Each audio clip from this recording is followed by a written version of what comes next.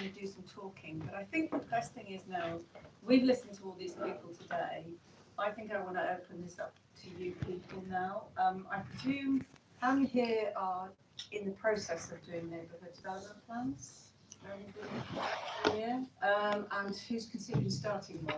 I think we've done one. Yeah, we've just finished. Last week. Yeah. Okay. Council. Okay, so you're going to revise your plan. Can I just ask one point then? By the way, I'm talking to the Mayor of Truro here, so she's on the City Council. If you are able to review your plan, what mechanism do you have to trigger? For the guys that was with you on here. Well, we were asked to because there's a lot of Common Council have taken over the land. It was going to be 3 separate developments, and they actually want to be fair, and they want to have a proper community. So that's why they asked us to, because they bought the land. So that's why they asked us to do that in relation to this huge development.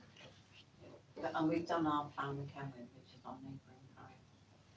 So they've triggered the review? Yes. Because I think the questions in my mind is how do you trigger a review of your neighbourhood plan? Because you know how long your neighbourhood plan took you, and it's about triggering that review. Now Dan explained, if I can just explain about where I'm coming from with neighbourhood development plans in relation to zero carbon buildings, which we'll be discussing today. I think there's a lot of confusing legislation out there, and nobody actually quite knows what we can and cannot do with regards to policy making for zero carbon buildings. But what Dan Stone said clearly today was that leave it to your local authorities to do so. And that was his kind of advice. He said leave it to your local authorities, and they can make supplementary policy documents to add to that if they want to stretch the policies further. But I don't know where we stand as neighbourhood development plans. I have to say that's why I asked you that question. They do have to be kind of what the revision period is. There is a time for there, but I can't. Is it 5 years? I know there is a time when you Isn't that strange? We're all doing these neighbourhood development plans and we don't know. Yeah, I thought they had to be reviewed every 5 years. Yeah. Okay, can we just go around the room if you wouldn't mind and just tell us where you are in regards to your neighbourhood development plan and what you would really like to know about zero carbon buildings. If you can do that. I'll start because I was on the BREEG steering committee for the local development plan. I'm not on it anymore, and my remit for that was obviously zero carbon buildings and renewable energy. I'm not doing that anymore because I moved to Truro, where they've already done it. So I'm out of office at the moment. So as I say, I'm out of office at the moment. Can we go around the room and just say your name? And I'm Georgina Morris. I'm the steering group of Morland Parish Neighbourhood Development Plan, and we're in the process of doing our initial draft plan. We've done the questionnaire, got the answers back, and now we're devising the plan. I'm David Lansdowne. I'm the chair of the NDP steering group and I'm Myler Parish Councillor. We're in pretty much the same position. We've just got the first draft of our policy documents, 88 pages, a relevant page, and we're looking actually at there's actually missing a whole section on what, albeit unbelievably, the environment. So just waiting for Charmian to finish her bit. So that's where we're at. right, okay. Mark Taylor, Grandpound. We've had 2 false starts with our neighbourhood development plan, both low responses, both without development consensus and both without any significant interest. However, I am very interested in green policies, and this seems like something that we might be able to get some consensus around rather than putting more houses up in the vicinity which had zero consensus. I'm Jo Forsyth. I'm from St Justin Penwith. I'm on the Building Environment Group, which is one of our subgroups. And we're just at the stage of, we've had an initial heavy say, and we're writing the questions for the questionnaire. So I'm interested in how to phrase some of those questions for that questionnaire. And I'm a natural builder myself, so I'm involved in sustainable building. Excellent. Oh, this is Yarrow. Hi, Yarrow. What's that? You've been very good today. I'm Dan. I'm a student and a marshal here today. I'm not involved in any neighbourhood development plans at the moment, but I guess hearing from the talks today about the potential to get involved locally and the impact that can have is kind of exciting. So I'm a resident of Morton Smith, so I'd be keen to know how to get stuck in. Oh, there you go. Accept the offer. Hello, I'm Rob Hallett, Granite Parish. I'm on the steering group and on several of the working groups for our NDP, and I wish today had happened 18 months ago because we basically finished. It's all done. We've been through the consultations. The final draft is waiting to go off for the final inspection by Cornwall. And I think we did put in some things which after today I'm thinking, God, that's so vague. We didn't do it precisely enough. So I hope we aren't going to have to wait 5 years to amend that. Maybe there's some kind of codicil we could add.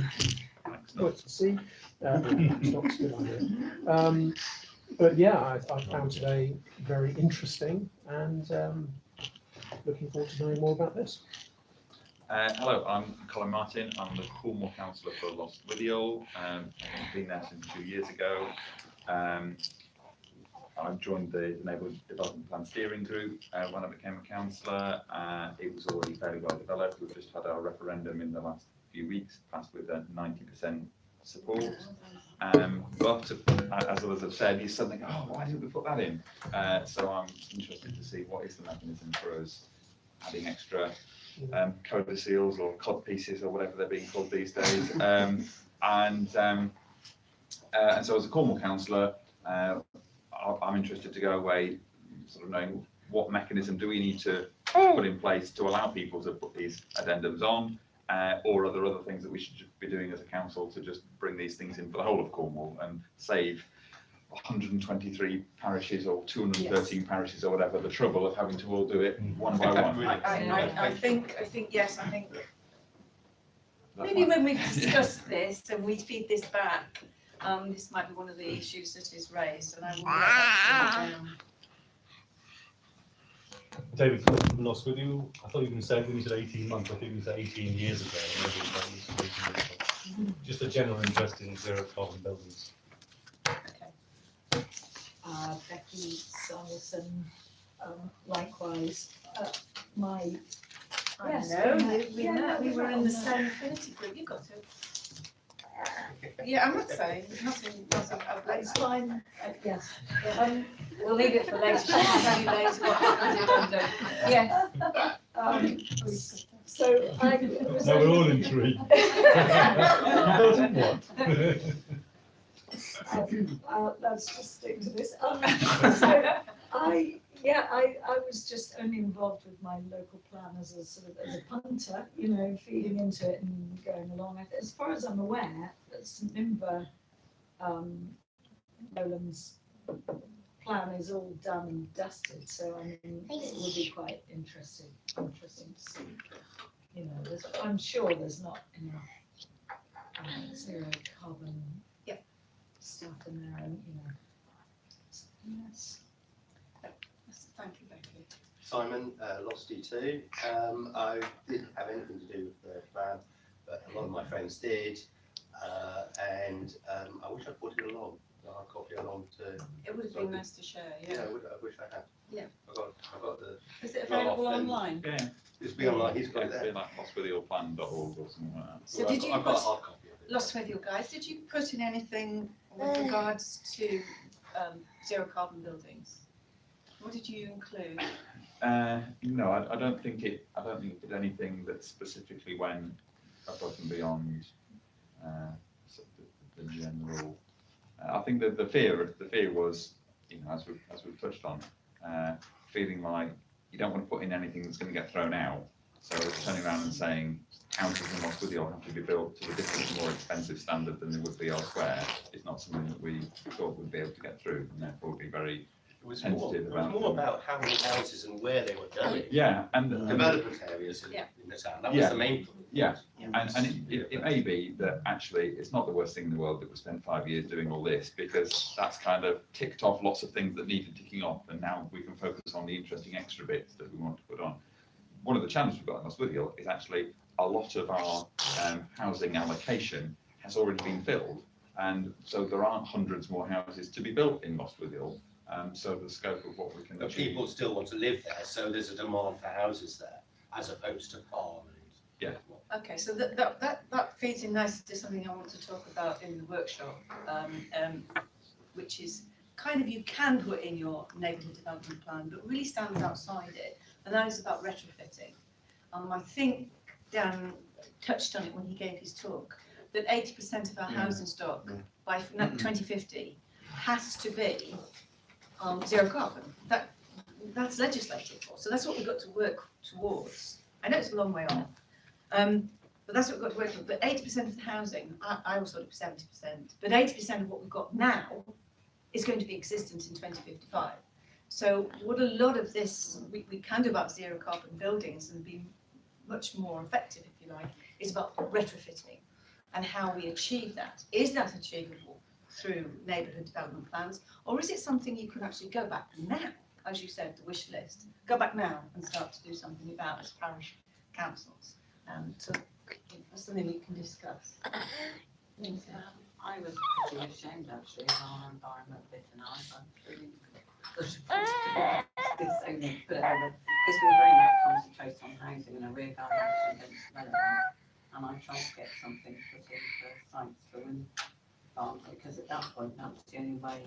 To get them in, And Kenwyn wouldn't let me, 'cause to be fair, it was Kenwyn that was happy to take them and not Troy, so it was a bit, I could understand. Kenwyn didn't want me either, so Yeah, obviously they don't want policy, do they? Oh, yeah, I'm Susie from Constantine. We don't have a neighbourhood development plan and I'm not involved in it.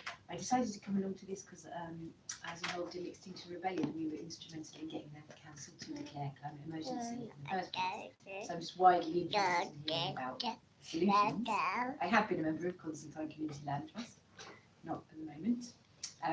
So I have an interest in zero carbon building, and at the moment I'm living on a mixed housing development that's in the process of still being built, and this is not possibly specific to the Corans meeting, but I'm quite interested in seeing whether we can take over the grounds management to plant things and increase biodiversity, which may be included in this. That's an interesting point, because that's one of the things I'll cover as we go through. If you just pick up the double-sided three-page one, this is kind of the workshop how I was going to deliver it, but I'm assuming most of you today now know most of this, and we'll just skip through it. I talk about why energy efficiency is important and why we need to get local open homes and get these into our development plans. It's because, and it was that connection with fuel poverty, is hugely important. We have warmer homes, it's better for health, etc., and then there's the climate mitigation. I set out here, I tried to set out here kind of nicely, because I don't want to get political, where we are in relation to legislation about policy for sustainability and energy efficiency of new buildings. You can see that in 2015, the government kind of cancelled everything. And what we have now, the only thing we have is that all new housing has to be built to to building regs, as you're probably all aware. And the building regulations are set by the Secretary of State. I'm not actually too sure what they are at the minute. I've tried to find out, but you will struggle. Do you guys? Well, just that they're not really moving forward. And it's certainly not enough. Yeah, compared to there was a very progressive plan in place, 10 years ago, stepwise, that when you get to Code of Sustainable Homes number 6 or whatever it is, then we'll be there. And the building regs just got to wasn't it, in time at that point? Yeah, So- because everybody was moving forward. I know we got, Yeah. I think in my previous council, we got 4. And we thought, wow, we'll be at 6 and 8, and we'll all have these perfectly zero carbon homes, and then Just stop. carbon went. The horrible man I met yesterday said they are strengthening building regs. By that I mean the housing minister. I thought you wanted Yeah. to know. If we can talk about this in a way that we're all parish involved, is anybody parish councillors? This is an interesting one for me because I don't think we always have to make it policy. You'll probably understand this. For instance, if you've got somebody coming in and they're building 4 homes in your area, maybe an infill development, you sit in and you're a parish councillor. You're not the planning authority, so you're just a consultee. Yeah. So why don't you just say, we would really like to see you build zero carbon homes? And if you said that at every planning application that came through, maybe developers would start to take notice, as would Cornwall Council. You can be as radical as you like as a consultee of a parish councillor, or parish council, or town council. You just need to keep saying it. And I think if we said it more, you might guilt the developers, because at the moment they're just walking kind of roughshod over everything. So the nub of this is the government is no longer committed to zero carbon homes. And there was, until I listened to Dan this afternoon, uncertainty about what we could put in to neighbourhood plans. Now, Charmin, who's organised this today, is very clear that she wants us to be radical as possible and include everything. So I had a little word with the councillor Sue James, and who's doing St Just's plan. And I asked her advice, and she said no, because if you put anything in there that's too radical, it won't get past us. And we won't even let it go to the inspectors because it's expensive to go to the inspectors to get thrown out. So she said, don't be radical. So then I listened to Dan Stone, and he made a very important question, which you've raised today. Maybe policies for zero carbon buildings is the responsibility of the local authority that can use supplementary powers to beef up its current policies that are in place. So the main job that we can do as individuals is lobby them to improve those zero carbon homes policies. The current policy, as I know it, is that they will support district networks, heat networks. Do you all know what district heat networks are? Yeah. Not sure. I've got a vague idea from the title. Yeah, so if you're building a housing estate, then rather than every house having its own boiler in the kitchen, you could build one big boiler at the end of the estate, which is also a little electricity power station, and then you pump the heat through the whole estate. So there's a bit of planning, it's a different way to do things, but overall more efficient because your electricity power station, the reason it's got those big chimneys is because there's lots of waste heat going out in the sky. If you can be capturing that heat and putting it around the streets of your estate, that's much better. We can't do it from Hinkley Point to here because you'll lose all the heat by the time it gets here. But if you build these little mini power stations on each estate, then that could be a good option. But it's not something that developers are going to come forward and suggest off their own bat because it's more complicated than the cookie cutter, just, plonk them all down as usual. So but that's the kind of thing that if you say you want it, then Cornwall Council could say we support that. Okay, well, I think what you described there is basically what these are. The confusion always comes. I drew one yesterday for somebody to explain what they were. The problem always comes. You build your 3 houses. The best way of doing it is with a ground source heat pump. Yeah. And can I say for you guys doing your neighbourhood plans, district network district heat networks are in Cornwall's local plan. So if you replicate that in your plan, they've got to take that on board. So if you said any new development with X amount of houses must be, we'll wait for this because it's in Chasewater's development plan that they're just putting forward to Cornwall Council the next few weeks. Whether it gets passed or not, we don't know yet. But basically, these are what is in the Cornwall local plan at the moment, and I would suggest that you maybe look at ground source heat pumps that serve a community.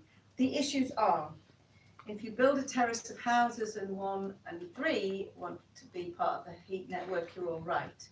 If number 2 wants an oil boiler, right, you've got a problem. You've also got a problem of management of the system. Who's collecting the money, who's paying the bills?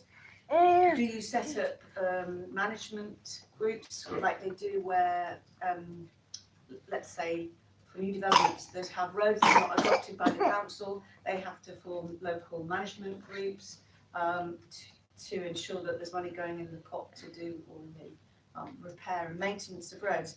It's a similar thing to that, it's quite complicated, but that is what is in the Cornwall local plan. And are you saying that there's some issue where at the moment, because we've got sort of legislation that says people are allowed to choose where they get their energy supply from, is that if someone says, well, I'd rather get I'd rather have a gas boiler, then there's a fundamental plumbing issue that you've created there, and if you could just be a bit more, I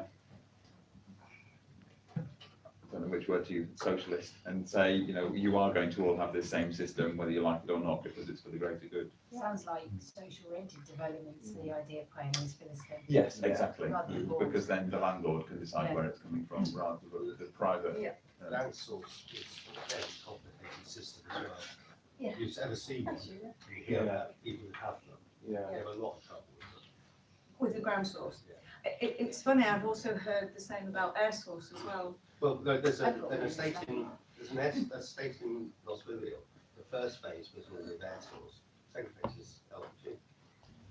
It's funny you should say that, but I have heard from developers, especially where we all live, that have had numerous problems, especially in social housing with regards to air source, because the maintenance is high, they corrode, they break. So they've gone to, he didn't give me the name of it, he's gone back to the old fashioned storage heater and Yes, economy yes, economy 7, which is interesting. Okay. I've got an air source heat pump and I'm in social housing, it's 2 years old and it's absolutely lovely. However, I do have to say that the blue flame vans are in and out and asking quite a lot. But it's surely pioneering technology, so we hope that the next phase in a couple of years is they're going to be more reliable. And if it's a new house, it's okay. I think It's pioneering, isn't it? I mean, Yeah. AC systems are used across the whole world in reverse. So there's nothing pioneering about the technology, surely. Has anybody ever been to New Zealand? New Zealand just live on air source heat pumps. But absolutely, and do you know what's absolutely fascinating? They say it's like stepping back in time, but it really is. They have air source heat pumps and they heat their living rooms and their kitchens, which tend to be all one big room. They heat those, but they don't heat the bedrooms. So they don't have central heating like we do. So I went in the winter. So every time, it took me back like 40 years, every time I opened the door to go to the bedroom, somebody would shout from the living room, "Shut that bloody door!" Because the heat would shout, the cold air would come in and they would go really differently. And that's their culture. So You can use upstairs though. You can got radiators. yeah, we can, but they tend not to because of it's a simplification of the system. Yeah. So instead of using water, they just heat directly. Right, okay, so heat networks, if you want to get anything in your plan, you can put heat networks. I'll tell you what Chasewater has done, seeing as we are holding this up today as a beacon of an exemplar neighbourhood development plan. They have put in a phrase, and it is available because he said you could pick up a copy today. Put in a phrase, they put in something along the lines that says, if you're building so many houses, X amount of houses or more, you have to put in a district heat network. If this isn't a viable option, then the houses must be built to the standard of the passive house. Now, everybody in the room's gone, oh, will they get that through? I don't know whether that will go through or not. Because that will be in contradiction of Cornwall local plan, and whether they'll be able to do that or not, I don't know. Anyway, if we go back to this first sheet, if you look, I put in bold that let's make most of this confusion and put in what we want in our neighbourhood plans. That's the second paragraph down. I don't think we could do that now. I think it was quite clearly explained to us in there that perhaps we should leave this for the local authority and not be as brave as we would like. You can be, but be prepared for that to be pulled out before it goes through the inspector. Can I just throw in that? I'm really sorry, I keep interrupting. Yes, right. The thing there, it says at the end, no harm in trying. I just wonder, is there a danger of telling people, get involved with this plan, we can all write it, it'll be our community plan, and then at the end, it just gets thrown out, Yes. and you were told, well, you were never going to be allowed to put that in anyway. Does that just fire people up and we'll get campaigning to do things at a higher level, or does it put people off, mate? See if there's tangent. I have to, as the one question I did ask today in the room was the timescale of this. 2012 to 2019, and how many neighbourhood development plans have gone through, how many neighbourhood plans have put wind turbines in, have got wind turbines in. We're 7 years in here. These are very slow process, and we only have a 12-year time frame to make huge differences. So I think the quickest way to do this is not for us all to scramble around, it's actually to lobby Cornwall Council that it's they that should set these standards. You can set, you've got more interesting things to worry about within your local plan. Anyway, so where we end up really is what you can include in your neighbourhood plan is this easy stuff. It's all these supporting statements that you can put in. I put down here the one that says this is about subject to development being found to be acceptable when judged against other policies, the strategic policies, etc. Innovative approaches will be supported, and I think that's about all you can get away with. But that does include different methods of construction as well, as somebody spoke about today, using RANDA, earth sheltered properties. There are different ways of building that you can look at, but it also depends on your communities. So if we go on to the second supported statement, again, that's another one. I'll leave you these to take away. I'm not going to read them all out. You can just say something quite simple along the lines, yes, we would like, this is a wish list, this is what we would like it to look like in our communities. We would like BREEAM standard, passive house standards. Does everybody know what those are? What's A BREEAM. benefit? NFIT is the passive house standard for a retrofit. Okay. So if you retrofit your house, So I have a barn, stone barn, I could retrofit it to passive house standards. yes, you could, and it would be called an NFIT. And they have the same,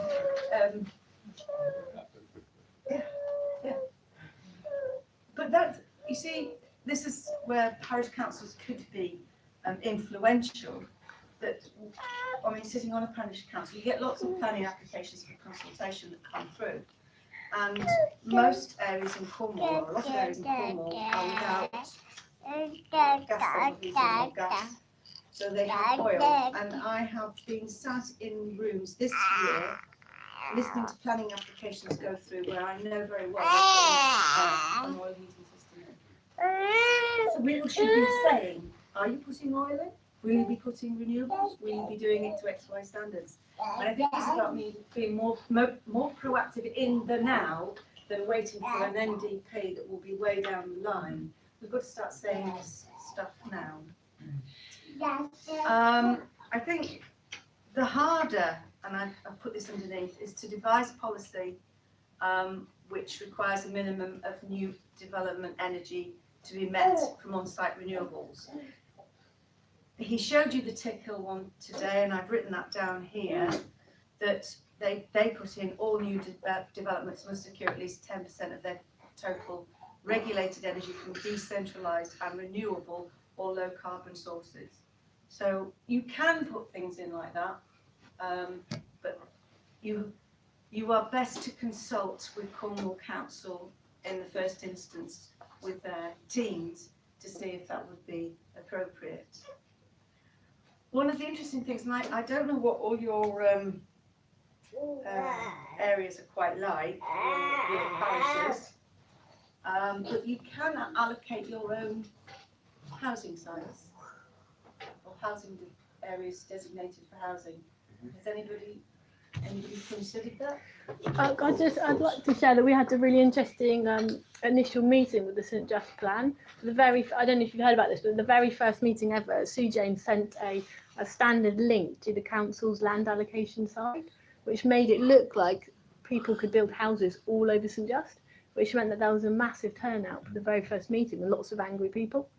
But then it meant that there were a lot more people who then stayed to continue with the plan. So we have a really strong group purely due to land allocation. And we're about to have a meeting next week about potential sites that we can allocate and then put that in the questionnaire to sort of try and buffer some of the stuff that people have to deal with anyway. But it's been an interesting exercise just sort of psychologically. What makes people get involved with their neighbourhood is very much to do with what they don't want as well. Yeah. So it was a good tactic. I don't think it was intentional, but I think I recommend it. Did anybody think of allocating additional sites when they were considering their plan? Can I just interrupt? I'm so sorry. We haven't got very many of these left. If I give one between two, do you mind sort of perhaps sharing it with somebody? It's just a feedback. Sorry. That's all right. Did anybody consider it? Because we did when we did our neighbourhood development plan. Did you think about it? I think it's really important because if we start thinking about allocating bits of land, it could cause conflict within the farming community. Then why is using my neighbour's land? Just boost the price of the land. We had a lot of did you discuss site allocations at Lostwithiel? Yes, but it was from the point of view of we have been given a target. Of this is how many houses we have to find allocations for. These are all the sites that have already got planning permission. Here are all the other potential sites around the town. If anybody has an interest in bringing those sites forward or blocking those sites from coming forward, please come and speak to us. And then we basically drew the red line as tightly as we could around the town, allowing the bare minimum to meet the target that we had to require on the grounds that developers will always want to build more. If the only land that's not being built on is outside the line, then we've got the whip hand in deciding, what terms they negotiate with us, because it's outside the planning development boundary, and therefore if you want to build something, well, you're going to have to start from the assumption that it's 100% affordable, and whatever other things we want to then start throwing in there. Yeah, that's exactly the point I'm trying to make. If you consider your own allocation of sites and you find your own landowners and your own developers, you can actually create something completely zero carbon. You can have everything you want. But when we discussed it in my neighbourhood steering group, the one issue that kept coming up was if you designate it, you've opened the door, if you like, and then it would be very difficult to stop. So we dropped it because it was a bit like a hot potato. Ours is absolutely, completely about that. I mean, that's what it is, Yeah. We are in an ARNB, so we have a zero requirement to build any additional homes. So what we've done is a housing needs assessment, and based on the, what's the list? The home choice register. And all those things, built that in, come up with a number of 50 to build by 2030, of which I'm currently very active on trying to build the first 12. Just as a good, that seems like a good place to start. Don't try and build all of them at once. We've been around. We're looking at the 2015 Schlar sites, which are already there. We've drawn the type boundary around the settlements, but I mean, I'm surprised that other people's NDPs aren't absolutely like that. Is what an NDP is where the house is going to go if you have to build them. Are there other people not doing that? Because surely that leads you up to out there for the developers to just carte blanche. Just carte blanche. For my particular area, because we had literally no houses to allocate for, because we had 17 to be built and they'd already been built. We had nothing. So we were kind of protected. But the issue for us, and I don't know if this applies for other people, was we knew that we would be open to developers looking at the land around the villages and at bigger fill-in sites. So the rush was just to get the neighbourhood plan out as fast as possible. So all the questionnaires were closed questions. We didn't ask any open questions because we wanted to collate the information quite fast. And it was to get it out to give us some sort of security. And I think that's, you know, each different parish has a different impetus for how they did it. Did you know how many houses you had built? Because in Lostwithiel, as far as I remember, it was Boy and Park, and we imagined that we had proportional houses. We don't actually know how many houses you have to build. I thought David came up with quite a definite number. The time I've been Only for involved with it, population, it was just a guess. I wasn't there when the number was formulated, so I assumed that it was a definite number that was set in stone. It's possible that it was an extrapolation from something else. That'd be interesting. David is here. Yeah, so we got all that information off Cornwall Council. Cornwall Council is, as you probably know, very good at helping you out with. Stop smiling at me, I know you are.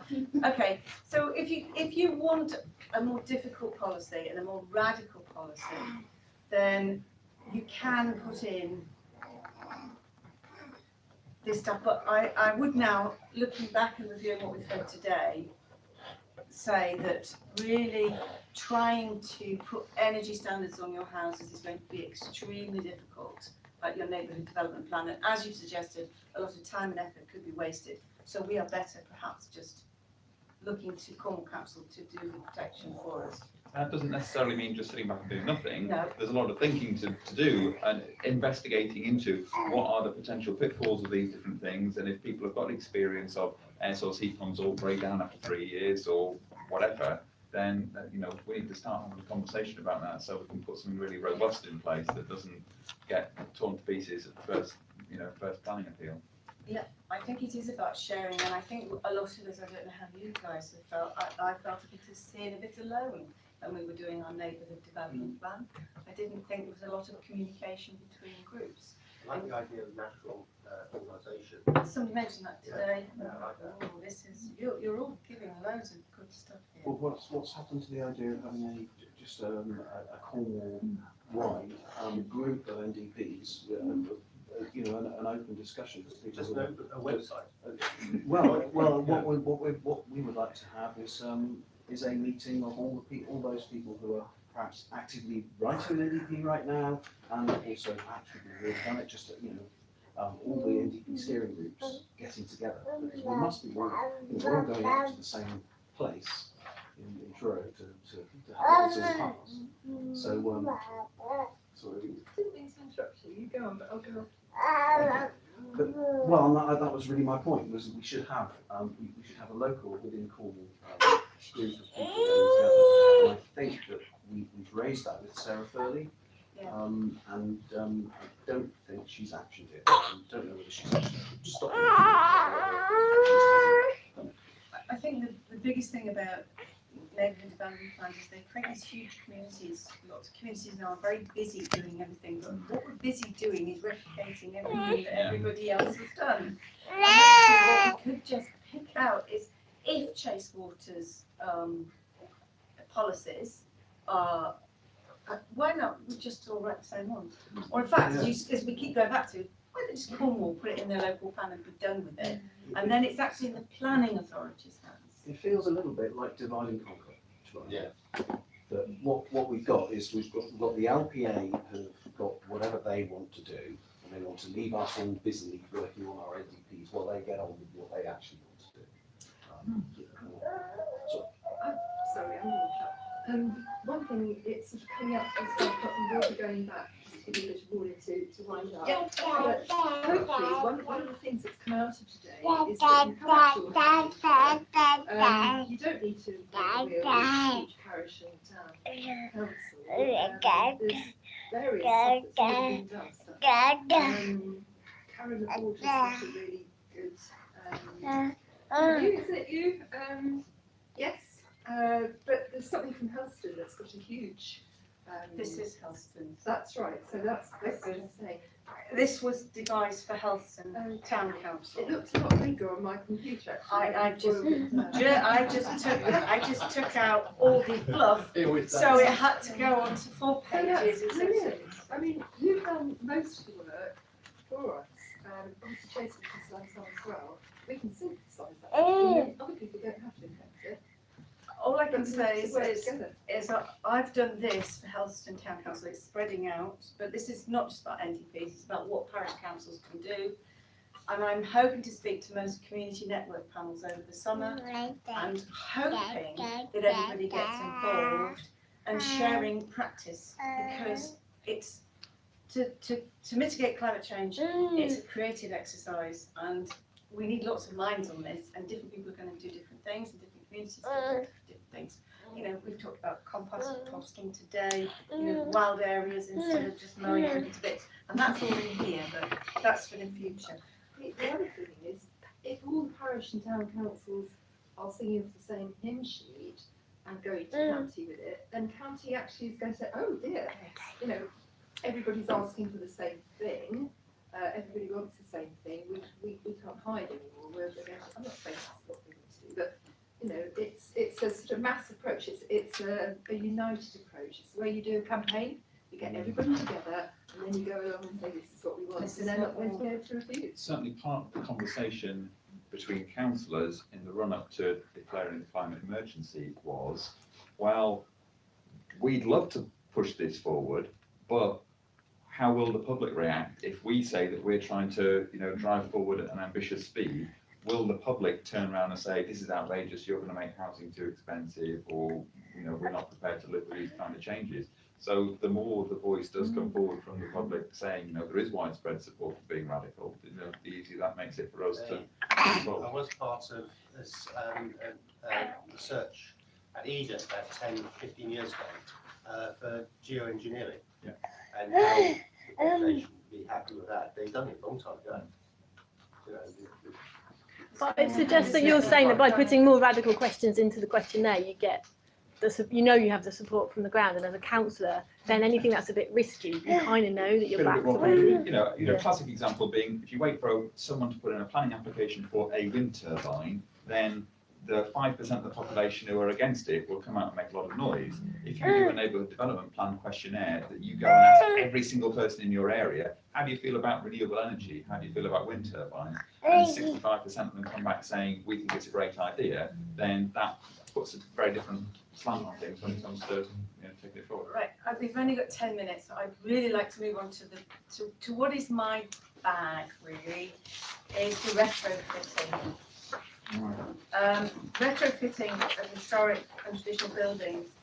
We are the most unusual county because we have the greatest proportion of housing in solid walls, which are hugely inefficient. And now this is not necessarily, I think if you're going to retrofit historic and traditional buildings, you're going to have to put something in your neighbourhood plan. And I have put a little bit down there that please take away, I'm not going to read it all now, about how to encourage retrofitting of listed buildings. Or especially down here in conservation areas. I bet lots of you are in conservation areas, so you've not got elements of that. The best way to tackle this is actually to work with the conservation team at Cornwall Council, discuss what you can and cannot put in your document. But I think we should start mentioning retrofitting of properties, because as I said before, if 70% of our housing stock in 2050 is going to be old, we've got to retrofit now. So I think that should go in. And actually, just on the side of what Sheila's brought up, is I've got objectives here, what you can already achieve for energy efficiency. And there's a lovely video somewhere, or a little clip, a YouTube clip. I actually think it's on. Dan, who spoke this afternoon, is part of the Centre for Sustainable Energy. I've put their email address on the top. Go and have a look at them. They're absolutely amazing. And there's a little video on there about energy efficiency. This is your homework. I want you to go home and look at their little. It's only 5 minutes video about what energy efficiency is. And it opens with something that's really wonderful. What is the cheapest energy efficiency item you can put in a house? A jumper. That's a good one, but that belongs to somebody else. If you're going to build a house, what's the cheapest energy efficiency item you can put in a house? No, a door. No. Traffic exclusion. Go on, all right. It's a washing line. Inside. Outside. Oh, we'd have Got some one cheating inside leaders. Oh, well, you could put them in that.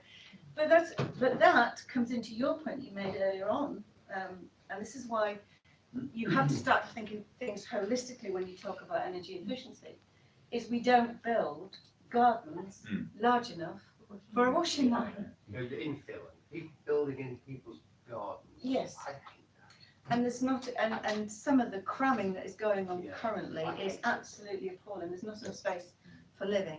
So just go and have a look at that little clip about energy efficiency, because energy efficiency doesn't have to wait for your NDP. You could go away today, and what I just want to do in the last 5 minutes is I want you to throw at me, because this is again about how we should look at things, energy efficiency ideas to retrofit a home. I don't like the idea, I don't want anyone walking around on my back slopes. Putting solar panels on my roof. You don't have to. I've got my solar panels on a roof of a shed, a tin shed out in the garden. That's good. You don't want them on your roofs. They're much, you can't clean them. They don't You fit can't- on your roof. Sorry? I've got a funny roof, I can't get so. I know, exactly, you have a shed, you put a what, 6 by 4 metre corrugated, not even a shed, just a supported by timber, and just put them on there. Then you can get to them, so they come to this height in the garden, you can actually wash them down with a hose pipe and broom, And you can And- site the shed to face the sun. face the right area, everything. That's right, if you've got enough You room in don't your put them on garden. your roof, roofs are it's stupid on Wait, Well, they don't I want have any- mine ground mounted. And if you, I mean, they're decent for 25 years. You know, the people put them on roofs that are going to start leaking in 10 years' time. It would be great to get some photographs of different places people have put their solar panels, Yeah. like, you know, yours. Maybe we need a site for Ideas. retrofitting, yes. Retrofitting ideas. Yeah. Any I more? saw solar panels on a northwest facing slope on Yeah. the roof. I've got a I was friend, just stunned. I've got a friend who's got only 2 kilowatt unit, but it's on a turntable, follows itself. Houses itself, follows itself. They come regular, the electricity companies, because they do not believe his figures.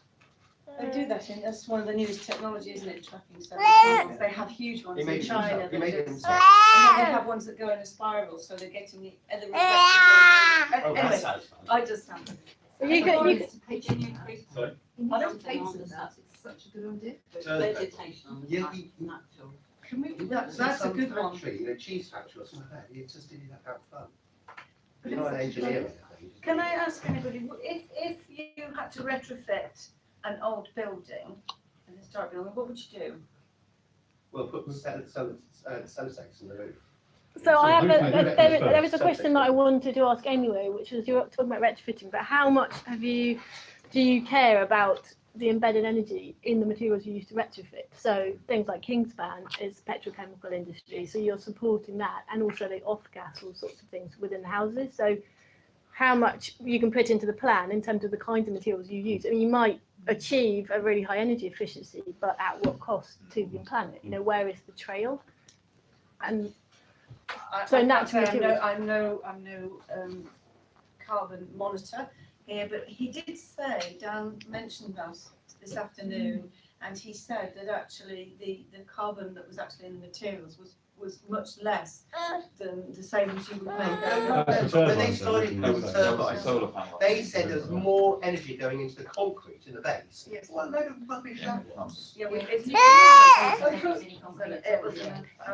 Can we just go through these ideas though, because So you're I looking for retrofitting ideas. So retrofitting, you're we've talking got, about roof insulation, double glazing, wood burners rather than open fire, all that kind of stuff. now wood burners in what area? Because if you have them in urban areas, they're very good.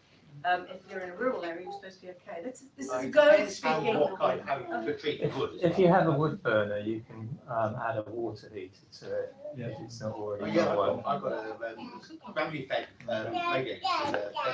Solar hot water is much crazy. Wait a minute, solar hot water.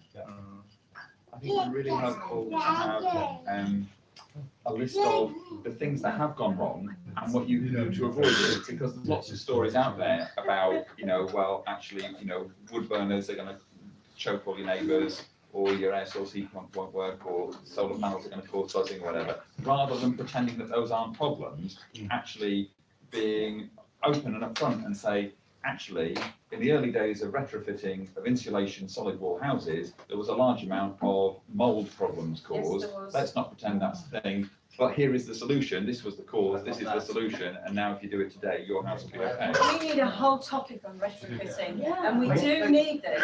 Well, I would say about solid wall buildings have single glazed windows, should I say? Yes, and the condensation issue was Australia. huge. I used to work at St Michael's Mount, and they clad certain areas, and then the water just tracked through the granite all over the building. Can I just say, finally, I know you would all like to do retrofitting in your area. The second sheet, step 4, most of you have done step 1, step 2, step 3. Step 4 is about writing your plan, which most of you have done. But right at the bottom here, for retrofitting, there is a Cornwall Community Foundation, and it has funding for local communities. So this is not necessarily your parish council, but if you have got community halls, if you've got buildings that are owned by community groups, scout huts or whatever, they are eligible to claim for funding from this organisation for retrofitting. This organisation exists because it manages a lot of the renewable energy production in Cornwall. And what it does is it hands out grants and funding for projects like retrofitting. And if you can't, as parish councillors can't do it, but if you've got groups in your area, please put them towards that. It's anything I think from £100 to £5,000 on there, and they're all current. Okay. Right, thank you very much. And I'm going to work on your retrofitting. Woodburn gave a really good one.